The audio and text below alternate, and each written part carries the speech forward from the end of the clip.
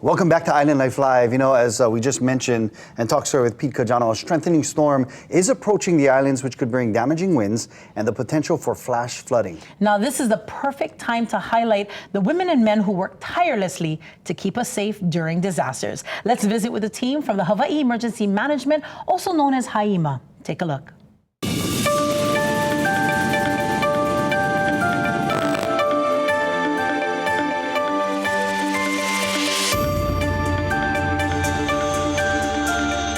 HIEMA is a state agency responsible for preparedness, response, recovery, mitigation for the state when it comes to disasters. HIEMA will coordinate and lead the response in the state. We'll coordinate with the state agencies, and then we're the lead when FEMA is involved. We're the touch point between FEMA and the county down to that response or recovery phase.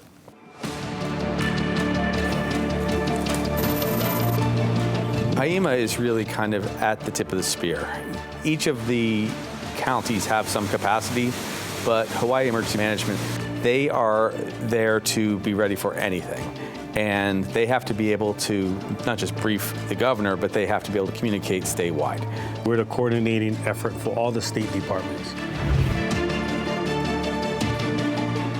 As we look at the state of Hawaii, we gotta reimagine emergency management. So it's not a HIEMA responsibility. It's not a county or state or federal. It's a kako thing. It's all of us. And how we get that across.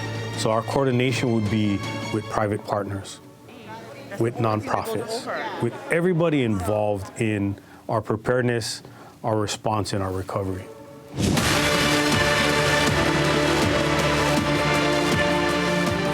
Because it's all about asking for help when you're dealing with a crisis. If you don't ask for help, you're in really big trouble. It's not just HIEMA's responsibility. It's not the county, but it's all of us. Everybody is part of it.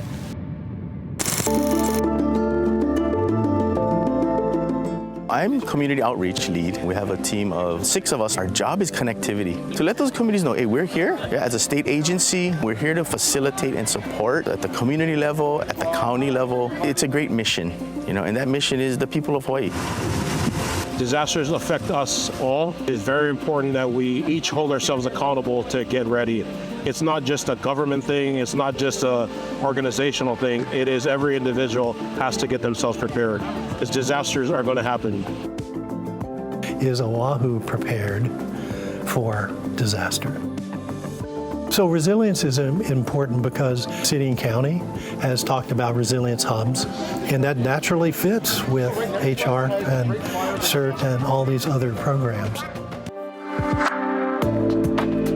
What we do is we raise awareness. What are the hazards across the state that we're prone to, but more so in your community, in the unique communities around the state? What are those hazards that those communities are concerned about? We have a relationship that we share information, we provide resources. Is there a readiness and a desire to work as a coordinated network to come together in that way? And there has been a resounding yes to serve as that bridge between community, emergency management, and our business community. What makes us resilient in times of disaster are all of the little practices that we commit to individually, as a household, or as a community. This is for every community, big, small, Mauka, Makai. We want to help these communities identify really what are their true needs and concerns. Because again, when it comes time to respond, we have relationships. Big mahalo to Hugh and Layla Gentry, our Emmy Award-winning producers of KITV's Kuleana series, and of course to all the crew from HIEMA for keeping us safe. I mean, they do. You think they only get to work when there's disasters, but they're actually working all year round, coming up with plans, how to mitigate the damage. Yep. And I just appreciate them so much. Yeah, and a lot of it has to do with prevention, brother. I mean, and so I'm so grateful that we have the technology that lets us know that a storm is coming our way. Yeah. And it allows us to let our families and our viewers know it's time to prepare. Yeah, absolutely. In fact, if you want to just kind of, this is the time to do it to secure your home. You, as Pete mentioned earlier, you want to secure the loose objects, especially those that are going to be downslope on the windward sides of the different islands, because you know like things flying around. All over the place. You also want to close the windows indoors. Use storm shutters or plywood to protect the windows. That's like heavy winds, right? Yep. And of course, please gather up supplies. Water, store a minimum of 1 gallon of water per person per day